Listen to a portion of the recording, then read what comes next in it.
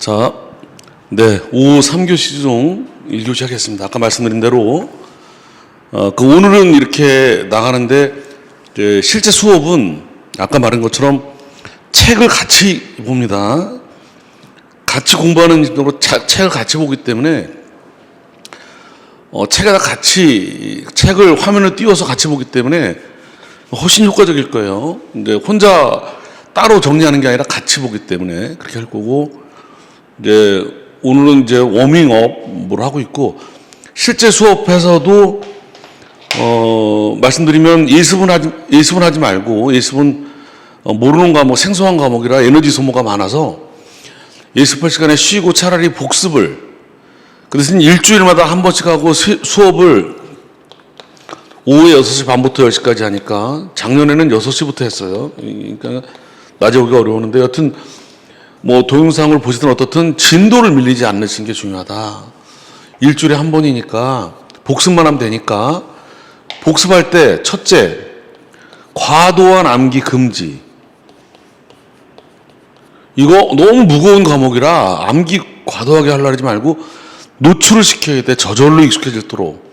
그리고 시간 절약으로 해서 너무 쓰기 연습을 처음부터 하는 거는 어느 정도 공부가 된 사람 말고는 많이 반복해서 익숙해진 다음에 쓰기 연습을 해야지. 그때는 집중해서 복습을 자꾸 하고 노출을 시켜야 된다. 힘도 없는데 자꾸 써버릇하면 시간 낭비가 크다. 화면을 보고 용어를 정확하게 자꾸 지적하니까 집중해서 이렇게 해서 익숙한 다음에 이제 자연스럽게 익숙해지면 저절로 합니다. 나중에 이제 연기 때는 시험을 안 보지만 1기 때는 조그만 시험을 봅니다. 2기 때도 그렇고 3기 때도 그렇고.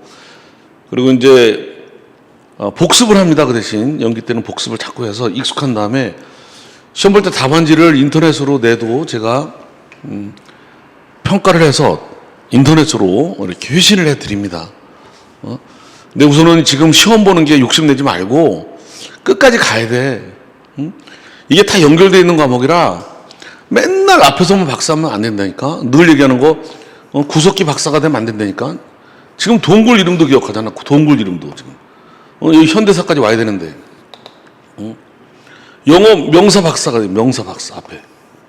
뒤에 수학도 지금 공부한 지가 오래돼가지고 인수분해인가 그 앞에 지수법칙 여기 박사 되고 저 뒤에 통계 약하고 이렇게 민법 총칙 강하고 신의성질이라는 책에 박사 되고 신의칙에 어디 소멸시효 아주 약하고 이렇게 이런 일이 벌어지면 안 된다. 욕심내면 그날그날에 성실하게 이해만 하면 된다. 이해. 사진. 요게 반복이 돼야 된다. 저절로 이렇게 써지는 거지. 저절로. 욕심내서 막 시간 낭비하지 말고 단권화 아니다. 단권주의다. 주의. 이건커녕 이것도 힘들어. 막상 시험장 가봐. 반복을 해서 한 개만 줄구량탕 쓰는 거예요. 뭐 욕심낼 거 없어요. 완벽주의 함정에서 벗어나야 돼요. 그 대신 네 문제를 다 전혀 지장이 없어요. 자꾸 봐서. 자, 이제 여기까지는 오전에 본 거, 여기까지는 마지막에 시험 보러 갈 때는 보지도 않는 내용이에요. 그렇다고 시험 공부 안 하면 안 되죠. 바탕인데, 바탕. 구구단이 안 돼 있으면 곱하기를 못 하잖아, 이게. 전제 용어도 그렇게 익숙하고, 시험은 안 나와. 근데도 해야 돼. 시험 나온 적이 없어. 소속 요건. 아니, 거기 재소 장애 사유로 중복금지만도 시험 내기가 너무 큰데, 지금 기판령만 내도 시험이 얼마나 많은데, 이걸 어떻게 시험 내, 이거를. 딱 제목만 갖다 놓은 건데. 여기 법원의 관할, 당사자 사망, 권리 능력, 당사자 능력, 하나하나 시험 문제만 해도 이거 어떻게 시험 낼까, 이거를. 생각을 해보세요. 그러나 연결되는 개념이고 기초 개념이고 그러기 때문에 보는 거지. 이것도, 소속물도 그런 거였어요. 근데 여기서부터는 시험과도 관련이 좀 있어요. 여기 더 나온 적도 있고. 그리고 뻔하기 때문에 낼 수가 없어, 다른 게. 자, 권리보호 자격부터 봅니다. 권리보호 자격. 권리보호, 자격 그러는 게 권리보호 자격. 소송을 제기할 수 있는 자격을 갖춰야 돼. 이 추상적인 말을, 이런 말을 안 보고 막 쓰려고 하지 마세요. 이거 쓰는 거 무리예요. 이거. 근데 알고는 있어야 돼. 이게 틀린 말은 아니니까. 소의 이익이 없으면 재판을 안 해요. 각하하고 각하. 근데 정확한 말이 이승 교수님 선생님 말이고, 이게 국가적 입장에서는 불필요한 소송을 안 하겠다는 거야, 이렇게. 표현은 어떻든 간에. 무익한 소송을 배제시키겠다는 거죠. 당사자는 이 정당할 필요성이 있을 때만 재판을 가능하게끔 해가지고, 법원 입장에서는 본판결하는 데만 쓸데없는 거 다 쳐버리고 집중을 할 수 있도록 하고, 또 상대방은 불필요한 소송에 응수할 필요가 없게끔 배제할 수 있게 하는 소위. 그래서 이걸 빼고 본소송을 하겠다 이거죠. 이건 자꾸 읽고 이런 걸 읽을 때 이걸 써야지 그러면 안 이어지지. 10년을 보고 책 보고 써야 쓰는 거지. 이런 용어들이 쏙 와닿지가 않는 거예요. 다 마찬가지예요. 이시훈 교수님이 저자예요. 대한민국 바이블이에요. 연세가 많으세요 지금은. 저는 민사집행법 학회 때 그분이 소송법 개척했지만 집행법도 해서 이 법무사들은 집행법에 관심이 많아서 초대 회장이었고, 지금 학회 창립이 20주년이 넘어가는데 학회에서 자주 봤어요. 이승 교수님. 요즘은 못 나오죠. 연세가 많으셔서. 이승 교수님한테 한마디 명 강의를 들으면 이게 안 보고 써질 줄 알아요? 천만의 말씀이야. 못 써. 난 개인적으로 이승 교수님이 소액 사건 소장도 한 번도 안 써보셨을 것 같아. 판결은 많이 해보셨겠지만 이게 다 분야가 따로 있는 거예요. 분야가. 예? 이런 말은 원래 추상적인 말이다. 논문이나 쓰는 말이다. 근데 가끔 알아두면 이제 이건 쓰게 돼, 이거. 무익한 소송 배제하고, 불필요한 소송에 응수하지 않으면 되는, 이런 거 쓰게 돼. 자기 말로. 괜찮아요. 그래가지고, 이 앞부분 원래 추상적인 부분이에요. 공통 요소가 5개가 있어요. 권리보호 자격은 이 5가지 갖춰야 돼. 첫째, 자 보세요. 첫째, 왜 또 넘어지려나?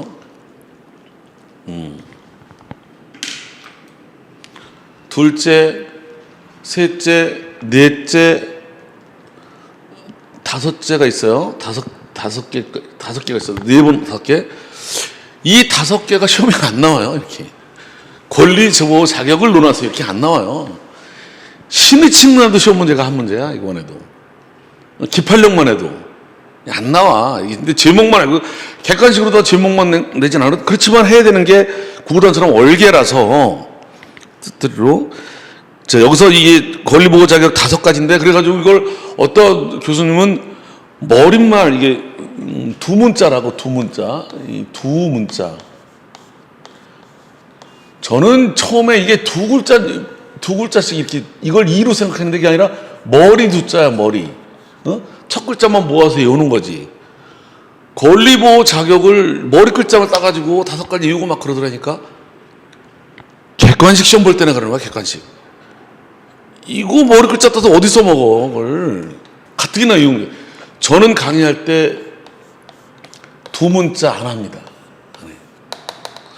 그냥 개념을 정확히 알아가지고 연상이 돼야 돼. 반복을 해서. 제일 안전한 방법이야. 두 문자만 보면, 두 문자가 너무 많아가지고 두 문자를 헷갈리니, 그 에너지 있으면 쉬었다가 연상을 정확하게 하고, 법전을 활용하는데, 법전이 있다는 걸 자꾸 찾아서 활용만 해야지. 소송법의 가장 큰 장점이 법전을 주잖아. 근데 유감스럽게 법전을 쓸 수 있는 건 잘 안 나와. 근데 활용을 하니까 조금이라도. 활용만 하는 거로 끝내야지. 자, 여기서 이 5가지를 보되 제목이 뭔지를 꼭 암기하려고 보지 말라는 거예요. 그냥 보되 첫째가 제일 중요해. 이 중에 첫째하고 첫째하고 둘째가 제일 중요해. 청구가 이 자격을 갖추려면 수송물이 재판상 청구할 수 있는 것만 하나요. 재판으로 청구할 수 있는 거여야 돼. 재판으로 청구할 수 있는 구체적인 또 나오지. 뭐야? 권리 또는 법률관계. 이 말 몇 번째 나온지 아시지? 끝난 게 아니라는 것도 아시지? 계속 나올 거라는 것도 아시지? 끝까지. 자꾸 하던 거 반복이 돼가지고 용어 자체가 익숙해지는 거야. 근데 처음에 있는 게 익숙해지지가 않거든. 자꾸 강조하는 거야. 책 볼 때 수업할 때도 용어를 강조하는 단어가 있어. 재판으로 구할 수 있는 권리나 법률관계. 그래서 이 재판과 관련해서만 여기서는 얘기를 해요. 요거 이제 사실관계가 아니라는 거지. 이거는 여기서는 얘기하네. 본론에 가서는 얘기하지만 사실관계는 재판 안 받아준다. 그래가지고 예를 들면 이렇게 되니까 이 등기부가 있고 우리나라는 대장이 있어요. 대장. 등기부에 이 갑구 울고 여기 이 소유자 명의가 나오거든. 소유자 명의. 소유권이 누구다 이렇게. 대장에도 이름이 나오거든. 여기 명의. 근데 대장 명의는 등기부 보고 베끼는 거예요. 권리 변동은 등기를 해야 돼. 그래서 이전 등기 말소해라. 이전 등기하라. 이렇게 등기부의 명의를 이전하라 말소하라 이런 소송은 받아줘요. 법률관계니까. 근데 대장의 명의를 지워달라 이런 소송은 안 받아준다니까. 이건 사실관계에 가는 거다. 권리관계가 가는 게 아니라. 권리관계는 등기부가 권리관계다. 대장의 명의는 세금 이런 거 받으려고 편의상 해놓은 거지. 소유권이 바뀌려면 등기부가 바뀌어야지 물권 변동이 되지. 이건 아니다. 이거. 따라간다. 이게. 깊이가 하면 나중에는 이제 이렇게 대장의 명의 말소 이런 거는 안 된다는 사례가 이순규 교수님 책 우리 책 보면 나온다. 이런 식으로 좀 깊이 들어가서 연구가 되는데 우선은 권리나 법률 관계만 대상으로 하는데 여기서는 포인트가 이건 나중에 이건 또 반복이니까 여기다 이거 이 권리 법률 관계도 법으로 구할 수 있는 것만 그것도 재판으로 구할 수 있는 것만 여기에서 두 가지는 알아둬야 돼. 첫째, 소송을 구할 수 없는 권리가 있어요. 이걸 우리가 자연채무를 해요. 민법에서 자연채무. 응? 재판상 청구할 수 있는 거야 된다. 그리고 우리는 이 근대법의 청구권에는 당연히 소를 제기할 권리도 있고 강제행을 권리도 있는데 소송을 제기할 수 없는 채권 채무 이걸 자연채무 그런다. 이거는 그 채권 채무가 소송을 구할 수 없는 거기 때문에 이거 들어오면 각하다. 그 대표적인 예가 바로 파산 면책된 채무다. 이게 예전과 달리 요즘 파산 면책이 너무 많아가지고 실무상 길거리 전철 맨 개인회생 파산 원칙이 많아가지고 이제 이걸 너무 무시할 수가 없다. 파산 면책되는데 소송이 들어와. 법원에 어떻게 할 거냐. 여기 재판상 구할 수 없는 거라서 각하. 이것만 알면 되는 거지. 실제로 종종 있어요. 파산 면책되는 거 가지고 소송 들어오는 경우가 종종 있다니까. 어떻게 들어오는 줄 알아요? 실제에서는 파산하면서 A 채무, B 채무, C 채무를 파산 면책하면서 이걸 누락했네. 이걸 누락.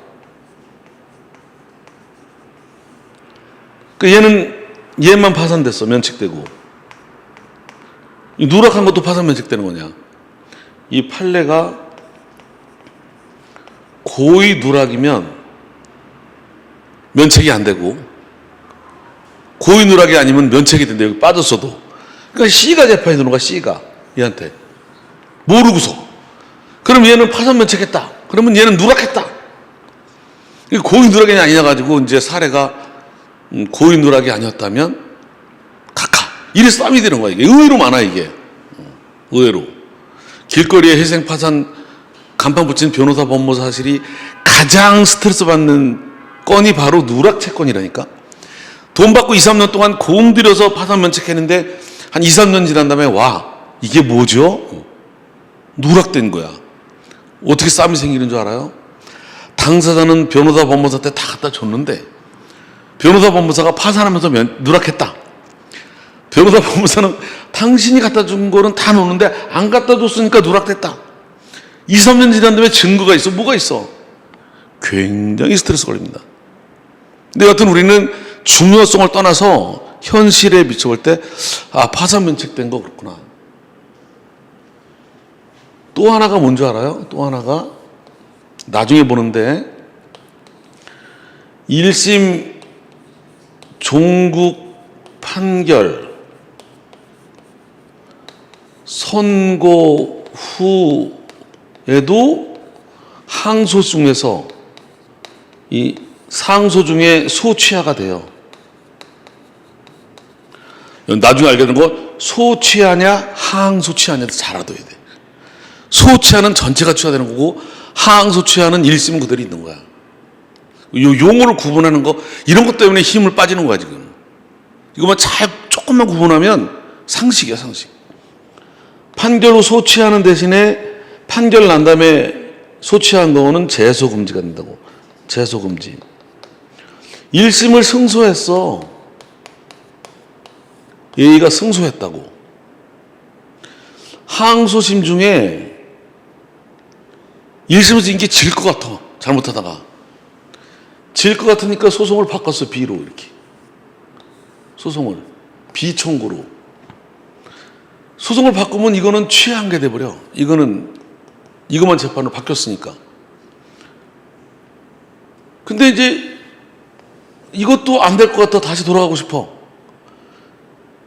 다시 소를 제기하면 종국 판결 선고 후 취한 거라 자연채무가 돼버려. 자연채무 두 번째 얘가 뭐다? 종국 판결 선고 후 취하된 거다. 승소 판결 받았는데 취한 거. 두 번째 사례가 자연채무다. 어?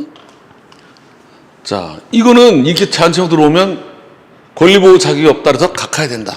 어? 이거 시험에 나오면 어떻게 쓰느냐? 문제의 제기. 이건 파산면책 때문에 자연채무 소구채권이 없는 거라 이 권리보호 자격이 있는지에 관련된 문제다라고 문제 제기한 다음에 권리보호 자격이란 이건 무익한 소송을 없애려고 하는 거고 이런 걸 갖춰야 되고 쫙 쓴 다음에 결론 자연채무니까 권리보호 자격이 없어서 각하한다. 이렇게 사례를 푸는 거예요. 문제 제기가 그런 식이에요. 조그만 거는 그 조그만 걸 두 개를 만들어내 시험 문제가. 하나가 너무 짧으니까. 어떨 적에는 조그만 거로 내요. 그럼 조그맣게 쓰고 말아야 돼. 많이 쓸 필요 없어. 왜냐면 다른 문제가 많아가지고 네 문제 중에 세 문제 양이 많고 조그만 게 있기 때문에. 자, 두 번째, 첫 번째가 자연채무로 파산면책. 재판상 구할 수 없다 이거. 두 번째 사례가 바로 이거예요. 여기는 여기까지만 굉장히 중요한 게 나왔다면 이게 나올 수도 있고 시험 문제가 이렇게 이런 건 두 개가 나올 수도 있으니까 이렇게 조그맣게 두 개를 이렇게. 이런 경우. 그러니까 이런 거요. 공사대금을 못 갚아서 파산면책을 했다. 근데 공사대금 소송이 들어왔다. 무조건 각하야. 2번 이렇게 소로서만 행사할 수 있는 형성권만 형성해소가 가능한데 나머지 형성권, 해지권 할 수 있는 걸 가지고 소송이 들어오면 이걸 행사하기 위한 소송의 소재기도 권리보호 자격이 없는 거로 돼서 각하다. 이름 이거예요. 원고가 피고한테 임대차 계약을 체결했어요. 응? 근데 얘가 월세 3번 이상 안 냈어. 아니면 기간이 지났어. 그럼 소송을 임대차를 해지한다라고 소송 들어가면 해지한다라는 거를 소송으로 원고와 피고 사이에 임대차 계약을 해지한다라고 소송이 들어가면 각하다 이거. 이건 일방적으로 해지하면 되는 거다. 일방적으로 해지했는데도 안 나가면은 명도 소송을 제기해야 된다. 이런 일방적으로 행사할 수 있는 이런 것들은 형성의 소를 제기한 게 아니라 일방적으로 행사하고 그래서 권리변동을 시킨 다음에 그 따르지 않을 때 이행의 소를 제기하게 된다. 이행의 소. 시험대 내기 아주 좋은 거다 이거. 근데 이거는 이혼한다는 판결이 있어야지만 이혼이 되는 거다. 내용 증명으로 이혼한다. 그냥 내용 증명을 첨부해서 이혼이 안 된다, 이게. 거꾸로. 이혼한다는 판결이 있어야만 이혼이 되는 거고. 그래서 이렇게 결론은 소로서만, 판결로서만 법률관계를 변동시킬 수 있는 그런 조항이 있는 형성권, 그 경우에 기한 소송만 형성해소가 적법하고, 이렇게 일방적 의사표시로 행사할 수 있는 형성권을 가지고 들어온 소송은 재판을 청구할 수 있는 자격조차 없다. 할 필요도 없는 걸 들어왔다. 자격이 없다. 너는 재판 안 해도 되는 걸 왜 했냐, 굳이. 자격도 없는 거라서. 예? 형성 소송은 그렇다. 첫 번째가 중요하고 두 번째도 중요하다. 법적으로 소를 제기할 사유가 없어야 자격이 있는 거다. 그래서 중복제소 금지. 또 소취하, 방금 전에 본 거, 종국 판결 선고 후 취하는 가능한데 제소 금지가 원칙이다. 시험에 나오기 어려운 게 이것도 시험 내기 어려워. 너무 커서. 이것도 시험, 이거 나오면 한 문제 큰 문제로 나온다. 그러니까 이게 전체가 이게 적법 요건이 시험 나오는 건 아니지만 알고 있어야 돼. 이렇게 여기에서 자연채무, 이건 가능성이 좀 있다니까. 사례로. 이거 섞어서. 이거는 중요하고, 두 번째에서도 위에 거는 그래도 이렇게 자꾸 알아둬야 제목이 익숙해져가지고 다 중요 A급 문제야, 이것도. 이거 A급 문제고. 뒤에 가서 익숙해져야 된다. 근데 여기서는 A급 문제가 이거다, 4번. 전 이걸 특 A급으로 늘 얘기를 했어요. 공부할 때도. 시험도 한번 나왔지만 또 나올 거다. 그건 판례가 이상한 판례가 나온 거고. 계약상 제소금지 사유가 없어요. 부재소 합의. 유력한 예상 문제다. 우리가 어떤 사건 사고가 나면 합의서를 써요. 합의서를 쓰면서 이제 이거를 끝내자. 더 이상 이 문제 가지고 소송 제기하거나 그러지 말자. 라고 이렇게 합의가 의외로 많아요. 이게 단문으로 나올 가능성이 많고 케이스로 나올 가능성이 많다. 꼭 알아둬야 된다. 그래서 이렇게 나오면 이렇게 책은 이렇게 돼 있어. 이게 의의야. 의의. 어떠한 분쟁이 발생했을 때 원만한 합의를 본 끝에 장차 이런 소송을 제기하지 않겠다는 합의가 이루어진다. 이걸 바로 부재소 합의 또는 부재소 특약이다. 의의. 두 번째, 유효. 이게 유효하냐, 이런 게. 오늘날에 이거는 소송을 제기하지 않겠다는 이게 중에 사법상의 부담. 이게 제일 중요한 단어다. 유효하다는 게 통설이다. 사법상의 부담. 그래서 이렇게 보면 이렇게 연결돼야 돼. 이걸 사법상의 계약이라고 한다, 부담이라고 본다면 한쪽이 이 부재소 특약을 위반해서 소를 제기하는 경우에 상대방에게 뭐가 생긴다? 항변권. 너 소송을 제기하지 않기로 해놓고 왜 소송을 제기했냐? 항변권이라는 구제수단이 생긴다. 그래서 이 상대방이 항변권을 해서 너 부재소 특약 얘기하면 소송은 각하된다. 각하. 부적법 각하된다. 소의 이익이 없다. 소의 자격이 없다. 소 제기하지 않기로 한 게 유효하기 때문에 소 제기할 자격을 잃었다, 합의로. 근데 들어왔다. 이게 항변권 행사하면 부적법 각하다. 본안 판결하면 안 된다. 이 두 가지가, 여긴 짧지만 여기 이제 개념, 유효 요건, 그다음에 그 요건이 따로 나와요. 유효성, 그다음에 요건, 이런 게. 그래서 그걸 찬찬히 보는 거다. 우선 뼈대기를 잡은 다음에 나머지 세 번째부터는 들러리예요. 들러리. 다른 구제 절차가 만들어져 있으면 그거를 따라라. 소송이 아닌, 요건 써도 돼 그만이, 요건 써도 그만이야. 소송이 아닌 다른 구제 방법이 있으면 거기에 따라야 된다. 대표적인 게 여기 많아요. 그리고 다 맞는 말인데 노무사 공부할 때 관련되는 건 이거 하나만 알면 돼. 이거 소송 비용을 받으려면 소송 비용액 확정 절차를 거치게 돼 있다. 소송 비용 받으려고 소송 비용 달라는 소송은 부적법 각하다. 특별구제 방법이 있다. 그래서 예를 들면 대한민국의 모든 판결은 이렇게 나와요. 피고인 원고에게 얼마 주라고 해놓은 다음에 두 번째가 소송 비용은 누가 부담한다 이렇게. 원고가 지면 원고가 패수자, 소송 비용은 패수자 부담 원칙이라 원고가 지면 원고가 부담한다. 피고가 지면 피고가 부담한다. 문제는요, 누가 부담한다 또는 3분의 1은 원고가 3분의 2는 피고가 이렇게 비율만 정해. 100% 피고가 부담한다. 중요한 거는 누가 부담한다고만 하고 액수를 정하질 않아. 액수, 금액을. 그게 부담할 금액이 얼마인지를. 그래서 이걸 금액을 받고 싶으면 이렇게 피고 원고 해가지고 소송 금액을 청구 취지를 써가지고 피고 원고에게 소송비용 얼마를 지급하라 이렇게 소송 들어가면 각하자 소의 이익이 없다. 그럼 뭐로 하라는 얘기야? 소송 비용 얼마인지 정해달라. 이게 소송 비용액 확정 절차예요.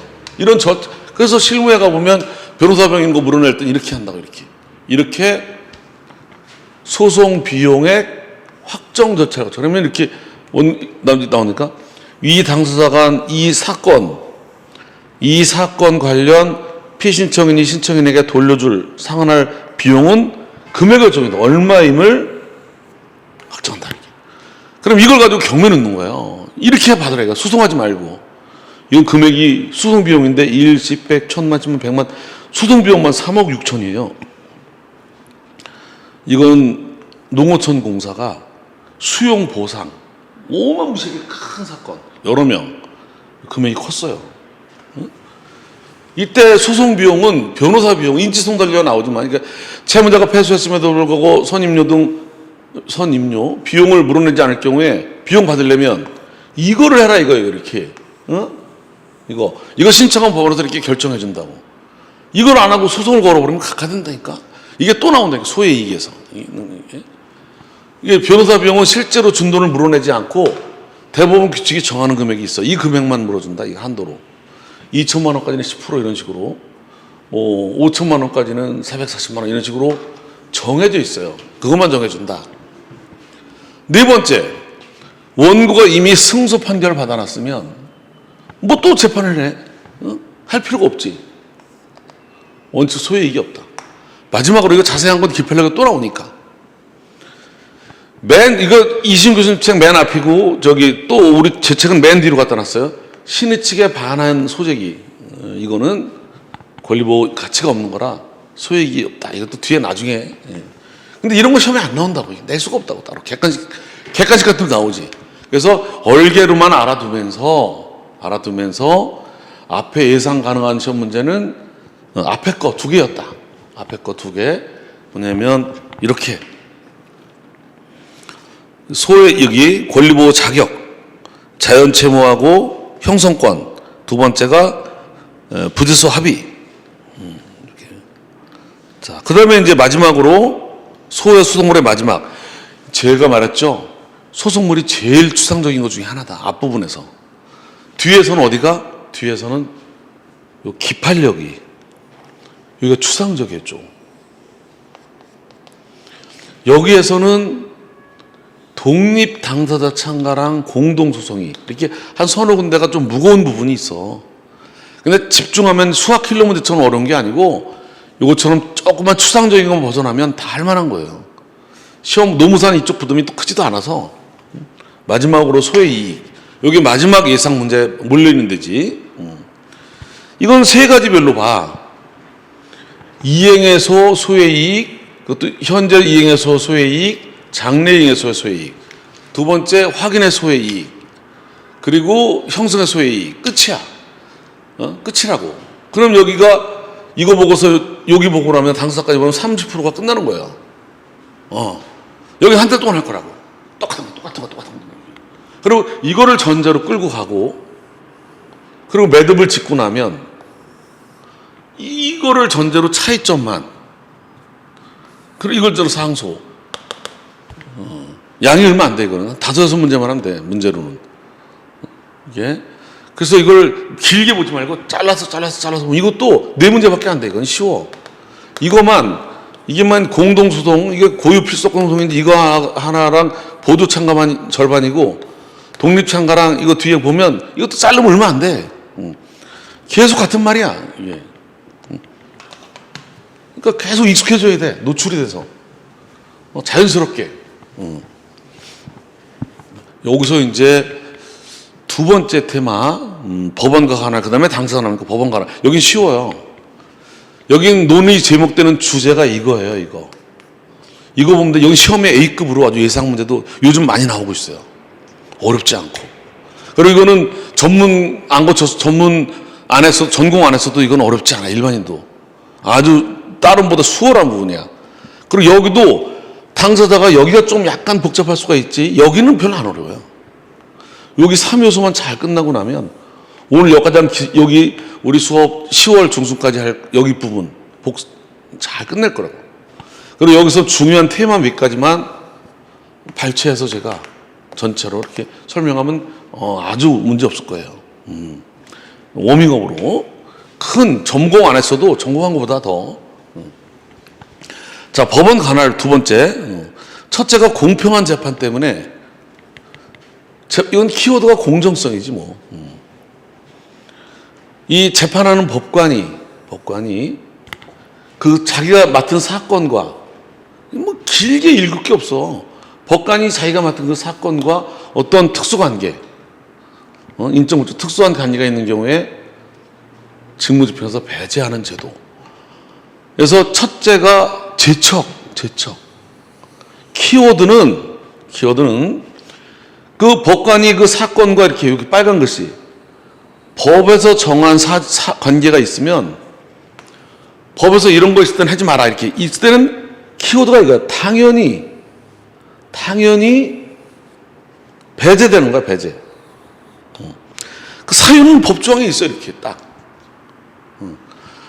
사건 법관 배우자가 뭐 당사가 되거나 이렇게 정해져 있어. 읽어보지도 않아 되게. 여기서 나중에 공부할 땐 요거만 문제가 돼. 5번. 법관이 불복 사건의 이전 신급 재판에 관여했을 때 요거 해석만 좀 사례로 종종 나온다. 왜? 법원 조직이 작아가지고요.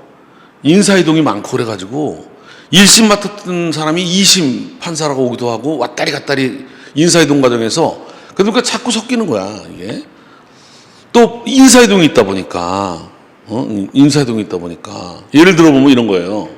예를 들어보면 가압류했던 판사가 이 인사이동으로 이제 가압류 안 하고 이제 민사 재판을 받고 있어. 근데 요거 가압류했던 판사가 또 민사 재판 이거 또 맞네. 이게 이거의 전심이야? 이전 신급이 뭐야?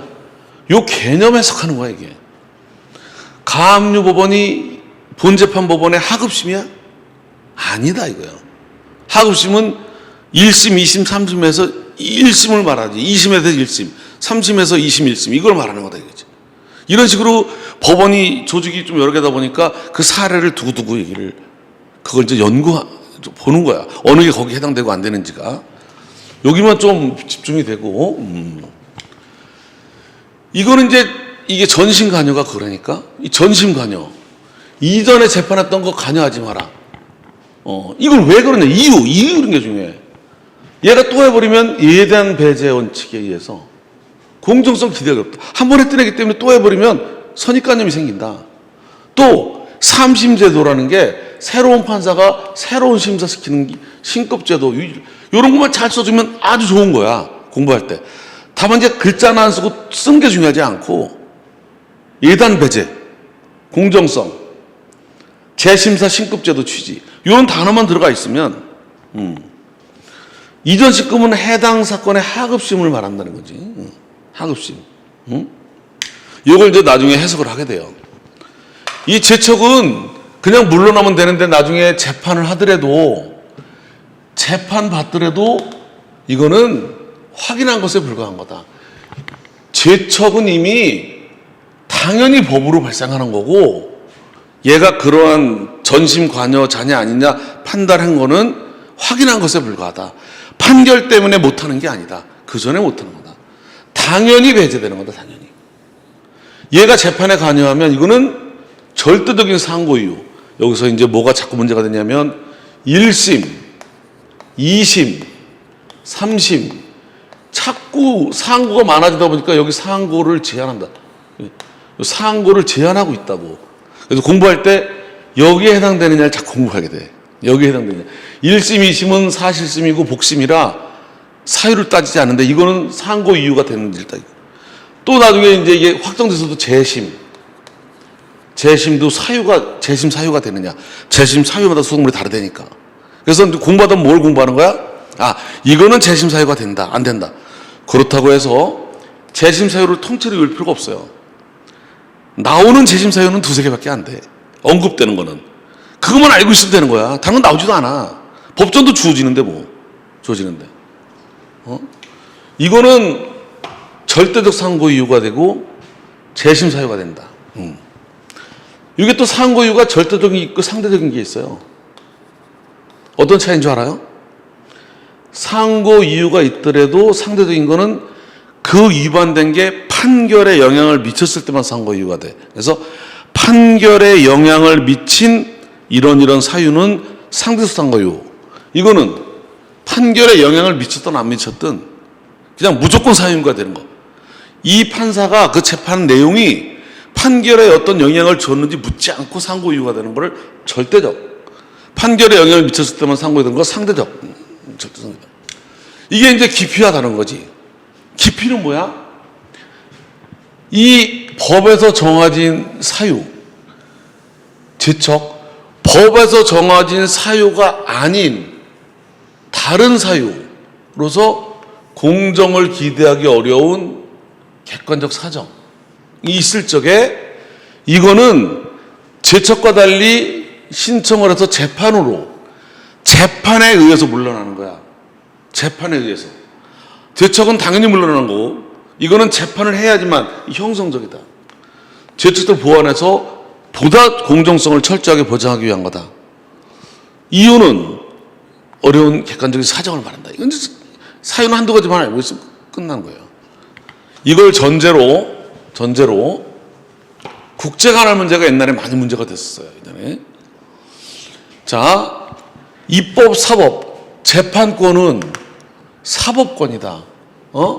헌법에 따라 입법, 사법, 행정, 상권 분립, 입법, 사법, 행정. 그래서 이 사법권은 이 법원에 주어지고 있다. 법원에. 사법권은 법원에. 입법, 행정, 사법, 법원에 주어진다. 이 사법에 주어지는 이 재판권 중에서도 우리는 민사소송법이니까 민사재판권. 우리가 민사재판권 하는 게 민사소송법이니까 민사분쟁 처리하기 위한 권한을 말하지. 이거는 인적 범위, 우리나라에 있는 모든 사람한테 미쳐. 이거 시험에 안 나와. 치해법권자만 빼고 모든 사람에게 미쳐. 근데 이제 물적 범위가 이거예요. 사람은 모든 사람이 미치는데 모든 사건, 국제 민사 분쟁, 세계적인 모든 사건을 다 우리나라에서만 골치 아프잖아. 어느 국가가 이 국제 사건을 민사재판권을 행사할 거냐? 우리나라 법원이 세계 모든 사건을 다 재판해 버리면 이 국제재판권을 무시하게 되고 프랑스하고 우크라이나하고 싸워도 우리나라 재판하면 이게 웃긴 거 아니에요? 특히 피고가 외국에 있을 때 우리나라 와야 되고 그래서 우리나라 법원과 외국 법원 사이에 그 민사사건에 대해서 재판에 관할 걸 한계를 정하는 거 이게 국제재판 관할 건이다 이거예요. 이게 바로 국제민사 분쟁에서 어느 나라 국가법원이 그 사건의 재판권을 행사할 수 있는 문제. 우리나라 내에서 어느 법원이 하는 관할과는 차원이 다르다. 근데 이게 이제 왜 문제가 됐냐면 법이 없었어요. 그래서 민사소송법에서 이걸 해결하려고 하다 보니까 범위가 문제가 됐었는데 이게 이 국제재판도 뒤에 나오는 합의, 우리나라에서 받기로 합의, 변론관할 이런 게 인정이 되는데 이게 중요하다. 자, 이게 논란이 있었는데 결론이 어떻게 됐다? 결론이 이렇게 국제사법에서 국제사법에서 실질적으로 관련이 있는 경우에 재판권을 행사하라. 관련이 없으면 하지 마라. 이렇게 국제사법 2조에서 대한민국은 당사자 분쟁이 된 사안에 대해서 대한민국과 실질적 관련이 있는 경우에 관할권을 가진다. 이렇게 이거를 국제사법으로 만드는 바람에 이제 시험 과목이 국제사법이 돼버렸다. 그리고 이게 없을 때만 민사법이 돼서 비중이 바뀐 게 2, 3년밖에 안 돼가지고 몇 년. 옛날에 이게 만들어지기 전에는 이게 계속 논쟁이 앞에 나와서 실제로 변리사 시험은 국제특허가 많다 보니까 있었는데 지금은 확 줄어서 이 내용만 알고 만다. 속에 이순규 좀 책도 많이 줄었다 여기. 자, 이건 이제 여기까지 봤다면 지금부터가 이제 중요한 거지. 자, 총칙부터 보겠습니다. 총칙부터. 자, 관할의 총칙부터 보세요. 관할이면 관할. 어떤 사건에, 민사사건에 우리나라 어느 법원이 민사재판권을 행사할 것인가. 이 분담 정보다. 여기서 이거는 똑같이 시험은 안 나와요. 근데 안 나와도 해둬야 돼. 구구단 개념처럼. 법으로 정해진 관할을 법이 정한 관할, 법정 관할. 아무것도 아니잖아. 법정 관할, 법이 정한 관할. 당사자 행동에 따라 거동의 행동을 말해요. 정해진 관할을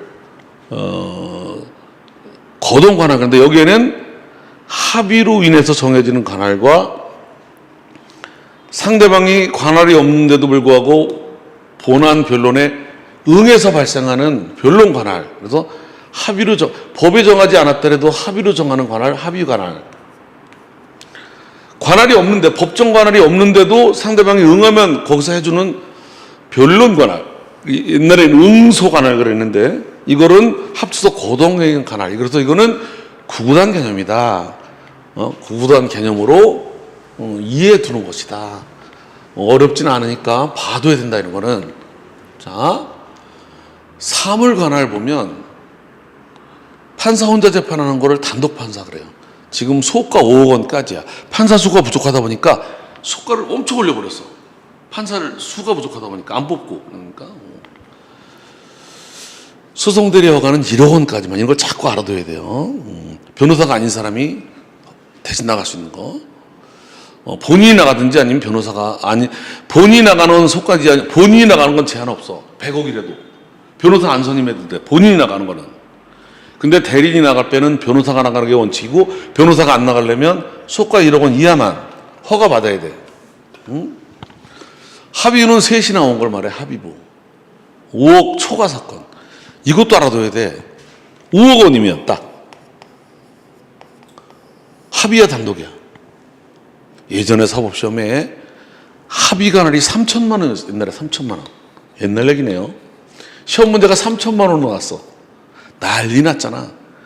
3천만 원이 합의부냐 단독이냐에 따라 사건 처리 방법이 달라. 우리 나중에 뒤에 가서 보면 합의 사건은 원칙적으로 준비 서면을 내야 돼. 단독 사건은 안 내도 되고. 그럴 적에 사례가 소가가 얼마냐에 따라. 근데 3천만 딱 나오니까 이거 5억 딱 나와버리니까 합의부인 줄 알고 합의 쓴 사람, 단독 받은 사람 시험 끝나고 나서 그냥 설왕설래가. 그래서 정확하게 알아둬야 돼. 1억 원까지는 단독 판사야. 5억 원까지는. 5억 원 초과만 합의부라. 이것도 단독 판사도 1억 원, 이제 5억 원까지는 단독 판사야. 자, 이렇게 1심, 항소, 2심, 용어를 알아둬야 된다 그랬어. 벌써 익숙해졌죠? 대법원 가는 거 3심. 자, 사건 번호가 가나다야. 이건 몰라도 돼요. 그냥 이해를 위한 거야, 가나다. 1심, 2심. 사건 번호가 가나다야. 자, 3천만 원까지를 소액 사건 그래요. 그래서 1심 소액 사건, 가소, 이렇게. 가소. 5억 원까지 단독 판사야. 1심 단독 판사, 가단. 이렇게. 5억 원 초과 합의부야. 가합, 1심 합의부. 이렇게. 자, 2심은 무조건 고등법원에서 하는 게 아니야. 조그만 거는 2억 원까지, 1억 원 소송들이 허가고 2억 원까지는 지방법원 항소부에서요. 고등법원에서 안 해요. 지방법원, 지원은 못해. 지방법원. 의정부 지방법원 고양지원. 고양지원은 합의부가 있지만 항소는 못 맡아. 의정부 지방법원 항소부가 있어요. 큰 거, 이 큰 거만 고등법원에서 해. 3심은 다 대법원이야. 대법원. 심급 관할 문제 이게. 자, 3심 제도를 태하고 있다 우리나라가. 어느 종류의 법원이, 그러니까 지방법원도 있고 지원도 있고 시군법원도 있고 고등법원도 있고 대법원도 있고, 그 고등법원, 대법원, 지방법원, 지원 어느 종류 법원이 1심 수소법원이 되느냐. 또 상소법원은 시군법원, 지방법원, 지원, 지방법원, 고등법원, 대법원 중에서 어떤 법원이 1심을 맡을 거냐, 어떤 법원이 항소심, 상소심을 맡을 거냐, 이거를 심급 관할 문제. 어느 정도 단계 법원이 어느 신급의 직분을 줄 거냐, 직책을 줄 거냐, 심급 관할. 1심은 누가 한다? 지방법원, 본원지원 이렇게. 본원지원 1심은 단독판사도 되고 합의부도 되고.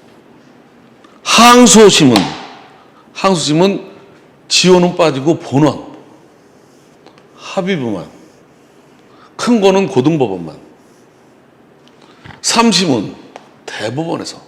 이걸 심급 관할. 심관할. 심권에서 가장 중요한 거, 시험에서 책에서 여러 번 반복되는 것 중에 하나는 심급. 2심은 이게 이제 반복이 많이 돼요. 나중에 보면 그 항소심은 1심을 누가 했느냐에 따라 법으로 정해진다. 1심을 5억 이하 단독 판사가 했으면 2심을 지방법원 항소부가, 1심이 5억 초과 사건이면 고등법원에서 이렇게 1심을 누가 하느냐에 따라 법으로 정해진다. 그래서 이게 사례로 나온다니까. 1심을 조그맣게 했는데 2심에서 속가를 크게 늘렸더라도 한 번 정해진 관할은 안 바뀐다. 조그만 거 의정부에서 하는데 속가를 20억으로 만들어 놓고 고등법으로 옮겨달라. 안 된다. 2심을 여기서 하느냐 여기는 1심이 누가 했느냐에 따라 결정되는 거지, 그 뒤에 소속물이 늘어났다고 해서 바뀌거나 그런 게 아니다. 나중에 이제 이걸 자꾸 두면, 자, 전속관할, 임의관할, 전속관할도 단문으로 주의하라고 얘기를 하고 있어요. 전속관할은 이거 지금 나중에 이제 문제 제기하는 건데, 이거는 공익적 요청, 키워드가 공익적 요청에 따라 특정 법원만 관할을 갖는 거야. 나중에 이제 공부를 하게 돼요. 합의관할이 인정이 안 돼요. 변론관할도 인정이 안 돼요. 딴 법원은 갈 수가 없어요. 이건 상소 이유가 돼요. 상소, 대법원까지. 재심사유는 안 되지만 이렇게 된다고. 임의관할은 이게 키워드가 이거야. 사익적 편의를 위해서 정해진 관할. 이건 합의관할도 되고 변론관할도 되고, 이거는 1심 판결 내려버리면 하자가 치유가 돼버려. 상소 이유가 안 돼. 뭐 잘못됐다는 걸 1심에서 질식 끝나고 나면 치유가 돼버려. 치유가 된다. 이걸 공부하게. 전속관할. 어떻게 돼? 전속관할이란 이렇게 법정관할 가운데, 이게 벌써 법정관할이 뭐였어? 법으로 정해진 관할 가운데 어떤 공익적 요청에서 오로지 특정 부분만이 배타적으로 갖는 관할. 그럼 이제 시험 나오면 이렇게 써야 돼. 이게 나오더라도 이걸 대립 개념으로 써야 돼. 임의관할은 편의를 위해 사익적 견제에서 정해진 것이다. 이게 가능하다. 이렇게 시험에 저게 나와도 이거 쓰고, 이게 나와도 위에 거 쓰고, 이렇게 앞부분에서. 이거 자꾸 익숙해져야 되는 거야. 그 쓰는 내용이 정해져 있어. 딱딱딱딱딱. 똑같은 글씨를 써야 되는 건 아니야. 키워드만 맞으면 돼. 이해만 하면 돼. 그리고 그래야 점수가 잘 나와요. 책을 보고 베끼면 점수가 더 안 나와. 글자도 이상해. 오래 걸려. 이 키워드만 맞추면 자기 말대로 소화가 되기 때문에 금방 알아요. 자, 사물관할. 사례 많이 나와요. 사물관할. 아까 봤던 거, 단독판사, 그리고 합의부. 사물관할은 이렇게 개념이, 이건 옛날 10년 전에 사물관할을 설명하시오. 이렇게. 요즘은 이렇게 안 나와요. 한 번 나왔던 거는 사례로 나올 가능성이 많다. 개념이 딱 머릿속에 딱, 지방법원 단독판사와 합의부 사이에서 1심에서만 이렇게. 2심부터는 다 합의부기 때문에 그게 없어요. 1심의 분당을 정한 걸 말한다. 우리나라 법은 원칙으로 판사가 없다 보니까 단독 판사가 다 하는 거로 하고 예외적으로 일정한 거 합의부가 해. 그래서 이제 합의부가 하는 건 5억 초과. 그리고 기타 법령에 따른 거거든요. 단독 판사가 하는 거는 소가 2억, 5억 이하. 이렇게 자꾸 봤던 게 익숙해지는 거야, 이렇게. 합의부 빼고 다. 그래서 이제 단독 사건을 3개로 나눴다니까. 고액, 중액, 소액. 2억 원 초과. 항소하면 고등법원으로 가는 거. 2억 원 초과는 고액 단독. 중액 단독은 3천만 원부터 2억까지는 이건 항소심을 지방법원에서 하는 거. 중액. 소액은 3천만 원까지. 이렇게. 익숙하잖아, 이게 보는 게. 이건 익숙하면 아주 된 거야. 이제 암기만 남은 거야. 자꾸 반복해서. 쓸 대목이 딱딱 정해지니까. 그래서 이걸 소송물이 5억인지 3억인지를 알려고 소가를 산정하는 요령. 소송 목적의 값. 소송 목적의 값을 소가라고 한다. 소가. 소가 산정하는 요령이 나온다고. 근데 이걸 많이 볼 필요가 없어. 왜? 법무사는 이거를 알고 있어야 돼. 소장을 쓰는 소가를 적어야 돼. 계산해서. 근데 여러분들은 소장 쓰는 게 아니니까 원리만 좀 알면 돼. 이 소가가 사물관할 단독판사냐 표준이 되고 소장 제출 때 인지 얼마 붙일 건지. 기본 원리만 하면 돼. 원고가 소로서 달성하려는 목적. 내가 소송으로 달성하는 목적이 갖는 거를 경제적으로 평가한 거지. 5천만 원 달라 그러면 5천만 원 소가. 1억 달라면 1억 이런 식으로 소가. 이게 이제 사물관할 문제라면 사례용으로 특예입구로 등록하는 게 이 토지관할 문제예요. 토지관할은 단문으로 나오기 어려워요. 왜냐하면 법 조문만 해도 수십 개 돼요. 조문 몇 개도 너무 많아. 사례를 딱 좋아. 토지관할 이렇게 전국에 법원이 많잖아. 어느 법원에서 관할할 거냐 이거 내 사건을. 이거를 이제 토지관할 그런다. 토지관할 이렇게 토지 소재를 달리하는 여러 법원이 있잖아. 1심 법원, 1심 법원, 고등법원도 여러 개잖아. 이 소재를 달리하는 여러 법원 사이의 재판권 분담 관계, 특히 1심 분담 관계 법으로 정해놨는데 여기서 알아두는 거는 원칙이 보통재판적과 특별재판적 개념을 꼭 알아둬야 되겠지. 보통재판적은 모든 소송사건에 대하여 공통적으로 재판권이 인정이 되는 거야. 이 재판적이라는 말은 그 재판 관할이 인정되는 그 지점을 말해. 그래서 여러분들 본적지가 어디냐? 본적이 어디, 호적이 어디 있느냐? 그때 적. 이거 재판적, 본적 이런 것처럼 적의 용어는 크게 의미가 없어요. 모든 사건에 적용되는 관할을 말한다. 특별 사건은 특별한 사건에만 적용되는 한정적으로. 그래서 이게 이제 제일 중요한 게 여기서는 이거예요. 시험 문제가 관할이 시험이 나오면요. 이 토지 관할이 시험이 나오면 어떤 식으로 나오든지 간에 이게 꼭 언급이 돼, 이거. 사건이 하나인데 여러 법원의 관할이 생겨. 이걸 재판적의 경합, 토지 관할의 경합 그런다. 이럴 때 보통 재판적은 피고 주소지, 특별 재판적은 특별한 사건, 이런 경우에 경험이 생길 때 키워드가 이게 답안지 채점 기준은 이거다. 이 보통 재판적과 특별한 사이에 이 우선권이 없다는 거. 특별이라는 말에 넘어가 가지고 보통보다 한 수 위다. 특별하다. 이게 전혀 아니다. 당사자 편을 위해서 플러스 알파. 부가 서비스 개념이다. 여기도 되고 불편하면 여기도 된다. 이런 개념이지 우선하는 게 아니다. 시험 일부러 낸다. 관할 중 아무데나 선택해서 할 수 있다. 이게 중요하다. 특별재판적이 보다 우선하는 게 아니다. 이게 아닌 이상 전속관할이 아닌 이상 전속관을 거기서만 해야 되니까 이걸 보는 거야. 예컨대 서울에 있는 을이 광주에 갔다가 사고를 당해서 손해배상을 입었다. 을을 상대로 소송을 제기할 때 자기가 살고 있는 서울도 되고 특별재판은 광주도 됐다. 어느 가능하다. 자, 여기서 보통재판적을 다시 보는 거예요. 모든 사건에 적용되는 거다. 자, 이거는 법은 어떻게 하냐면 보통 재판적은 피고와의 주소지를 기준했다. 왜 그랬느냐? 왜 피고 주소지를 원칙으로 했냐? 모든 사건, 보통 모든 사건은 피고 주소지. 왜 그렇게 하느냐? 소를 제기할지 말지는 원고에게 있다. 선택권이. 원고가 제기해야 되는 거 말고가 원고에게 권한이 있는데, 일단 잘못됐든 잘됐든 원고가 소를 제기해버리고 나면 피고는 응해야 된다. 강제된다. 응하지 않으면 지니까. 근데 소 제기 당시에 이게 제대로 된 소송인지 아닌지도 모르고 무조건 응하는 피고를 고려해서 피고 응소 편의와 경제를 고려해서 피고 관련지로. 그래서 원칙적으로 피고가 자연인이면 주소지, 법인이면은 사무소 수재지. 보통 재판적 피고 주소지다. 이 정도만 알면 되고, 특별재판적이 조문이 엄청 많다. 이렇게 7조부터 25조까지 베껴도 이게 25점짜리 답안지가 넘어간다. 이거 시험 못 낸다. 이거 내면 베끼면 제목만. 이걸 다 할 필요가 없고 세 가지는 알아야 된다. 첫째, 피고 주소지 말고 의무이행지. 제일 중요한 거 의무이행지.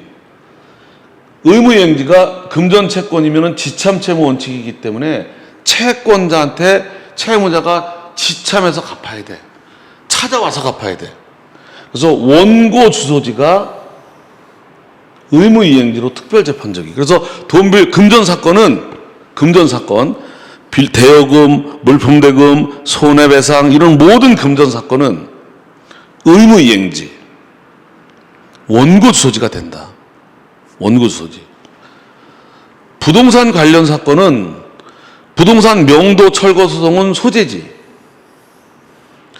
등록 명의 이전 말소 등기 이거는 등록지.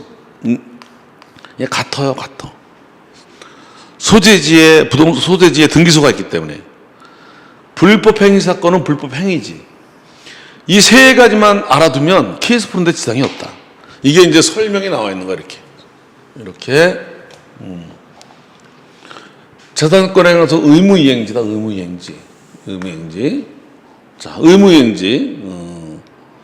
특정물 인도는 인도 성립당시 물건이 있는 장소, 물건 소재지고, 특정물 인도 이외 금전채무는 지참채무 원칙에 따라 채권자 주소지.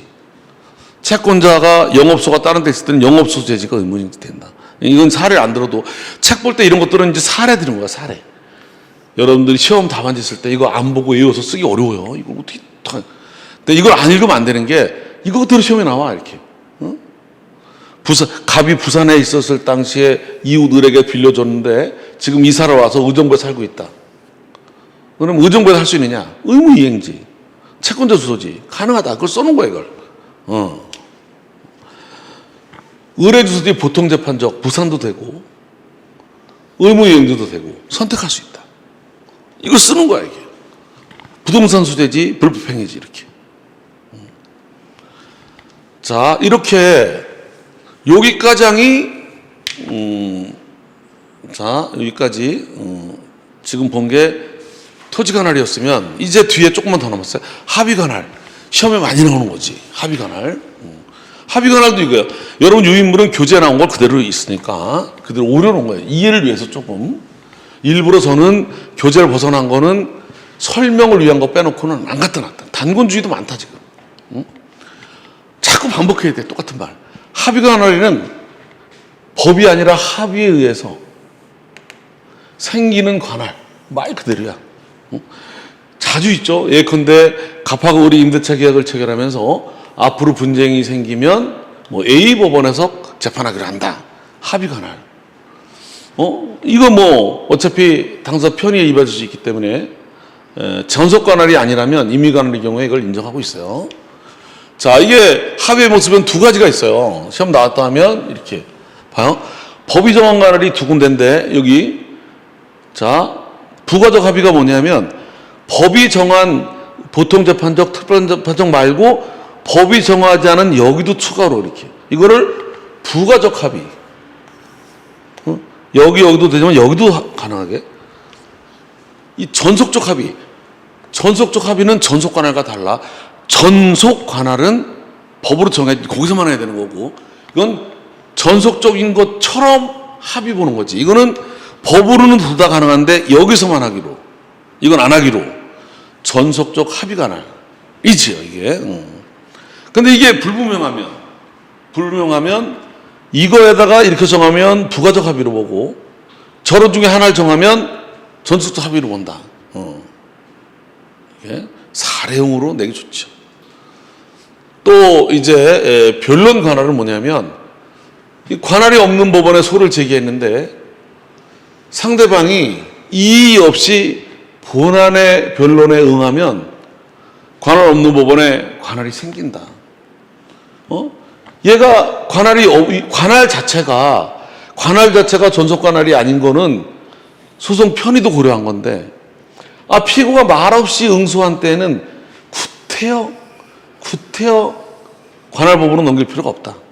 그게 당사자가 원하는 바고 도움이 됐다. 그래서 이걸 아주 쉬워, 내용도 케이스도 쉽고, 관할이 없는데 응했다. 관할이 생기냐? 예. 자, 마지막 조사 이송하면 여기도 끝나는 거야. 이거 쉽다니까. 여기서부터, 근데 제가 제일 어려운 거부터 했다니까. 쉬운 거 나왔다. 이것도 앞부분에서는 쉽다니까. 이것도 여과장이 3분의 1이라니까요 30%만 없애봐요. 책이 확 줄지. 여긴 이거보다 좀 수월하다니까. 소장 쓰는 것도 이거만 끝내놔봐. 다 끝난 거야. 이제 이거만 남는 거야. 뒤만. 줄구당창 이거. 나중에 요거 일주일씩 걸려. 하루면 되지. 이것도 하루면 되지. 이거 뭐 하루면 되지. 한 4일 되면 이거 이틀에서 4일 하면 그냥 하루에 한 달에 몇 회도 골라낸 거야. 이거 갈수록 계속 반복되고 똑같은 말 자꾸 노출시켜야 돼요. 그 다음에 나중에 저절로 연습이 돼요. 그러면 너무 불안하지 않아도, 처음에 아무것도 안 돼 있는데 자꾸 써보고, 그래, 그것도 좋은 방법인데 너무 많은 에너지 소모하고 너무 오래 걸린다, 노력이. 조사 이송. 이 관할이 있는 건 소송 요건이기 때문에 직권 조사하게 돼 있다, 직권. 근데 관할은 소제기할 때 관할이 있는지를 표준으로 직권. 한번 정해지면 그 뒤에 바뀌어도 상관이 없는데, 조사 결과 관할이 인정이 되면 그대로 재판을 진행하면 돼요. 만약에 관할이 없을 때는 다른 소송 요건은 각한데 관할 위반은 이송이야, 이송. 각하가 아니라 이송. 객관식 시험에 아주 잘 나와. 전속관할 위반도, 공익적인 전속관할 위반도 이송이야, 이송. 대한민국에 각하가 없어. 관할 위반은 다 이송이야, 이송. 이송이 긍정되면 재판하면 되는데 싸움이 생겼어. 관할이 있다 없다 싸움이 생기면 어떻게 한다는 줄 알아요? 요 개념도 미리 알아놓아야 돼. 이게 자주 나오는 얘기야. 소송 요건이 흠결되면 각하, 관할 위반은 이송, 다른 소송 요건은 각하인데 소송 요건이 긍정이 되면 재판을 하면 되는데 다툼이 있으면 이 다툼에 대해서 어떻게 판단할 거냐. 요 말이 계속 반복돼. 다른 데서도. 중간 판결로 정리하든지 종국 판결 이유 속에서 밝히면 된다. 그거를. 있다는 거를. 그래서 판결했다는 거를. 각하 이송하든지 아니면 긍정이 될 때는 다툼이 있으면 중간 판결과 종국 판결 이유 중에서. 그래서 중간 판결이 뭐고 종국 판결 이유가 뭐냐. 요거를 한번 알아둬야 돼. 왜? 계속 반복되는 말이니까 한 번만 알아두면 별거 아닌데. 그게 바로 이렇게. 판결 이름이 중간 판결이야, 이렇게. 중간 판결. 사건 번호 똑같아, 이게. 똑같아. 중간 판결. 이거는 변론 종결이 없어. 왜? 재판 중에 한 거라. 변론되기 전에 중간 단계에서 이렇게 피고들의 재판 관할 건 본안전 항변은 이유 없다. 너 이제 이거 떠치지 마라. 이걸 중간 판결 그래. 재판 중에 중간 판결로 정리하나. 사건으로 똑같아. 변론 종결이 없어. 그 다음에 이제 본 판결할 때는 이거 중간 판결 했기 때문에 이걸 전제로 본 판결을 해야 돼.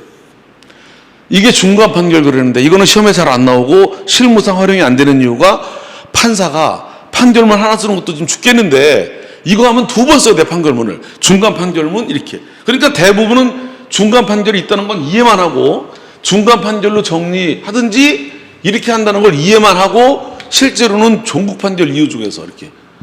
이 종국 판결에 이건 중간 판결이 아니야. 판결. 여기는 변론 종결이 있어요.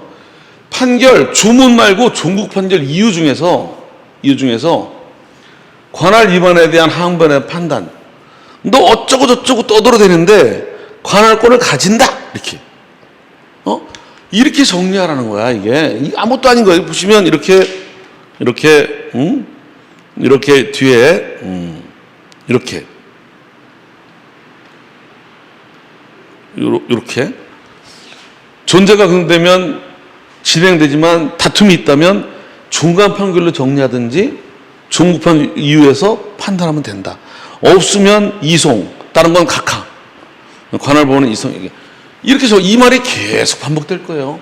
이렇게 익숙한 용어들이 이제 자꾸 하다 보면 자연스럽고, 왜냐면 이런 용어는 한 번도 우리가 겪어보지 않고 안 썼던 거라 어려운 거지 별거 아니거든, 이게. 조금만 되면. 수학 킬로미터처럼 그렇게 어려운 건 아니잖아요. 마지막으로 이송까지 하고 좀 쉬었다가, 이송까지.